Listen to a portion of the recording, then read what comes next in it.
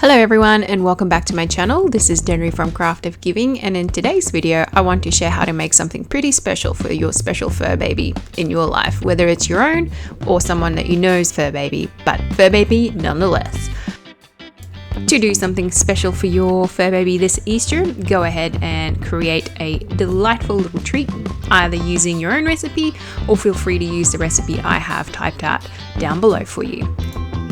This particular recipe calls for steamed sweet potato as well as some steamed broccoli as the base.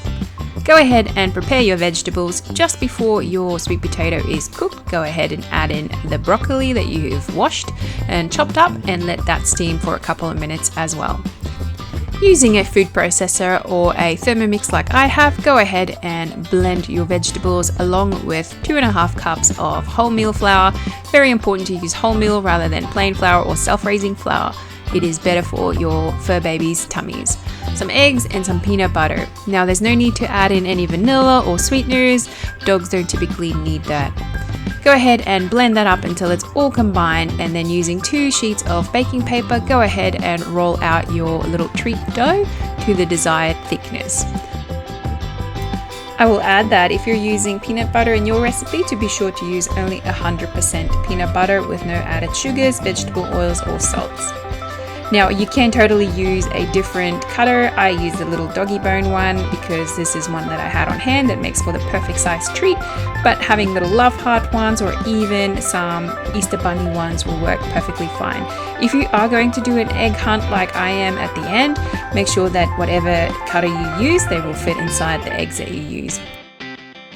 Bake according to your recipe's instructions. I find that baking them a little bit longer, making sure they don't burn, they become a bit more crispy and they last a bit longer because all the moisture has been removed from the biscuits. And now for the fun part.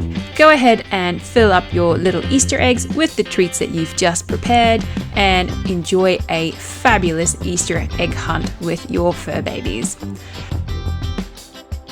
For my beautiful little love heart treats and the fabulous little Easter message that I have stamped on, I found this amazing, perfect little Ziploc gift bag from my local cheapo shop.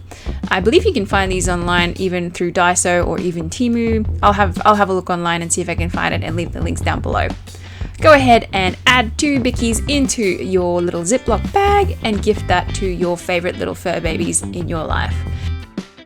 And now it's my absolute pleasure to introduce you to my fur babies. This is Wendy and Arlo is my beautiful golden retriever, and they absolutely loved the Easter egg hunt. Now because we are using plastic eggs here, please supervise your puppies.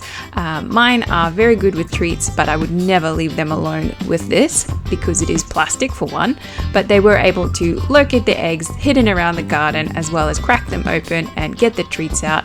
The second the treats came out, I've removed the eggs so that they don't feel tempted to chew on the plastic eggs. I think it's safe to say that my fur babies enjoyed this very much, and I hope that yours will as well. If you liked the video, please give it a big old thumbs up, leave me a comment down below letting me know your fur baby's name, and please subscribe for more. I make videos on handmade gifts and other fun DIY projects. I thank you for watching, and I'll catch you next time. Bye!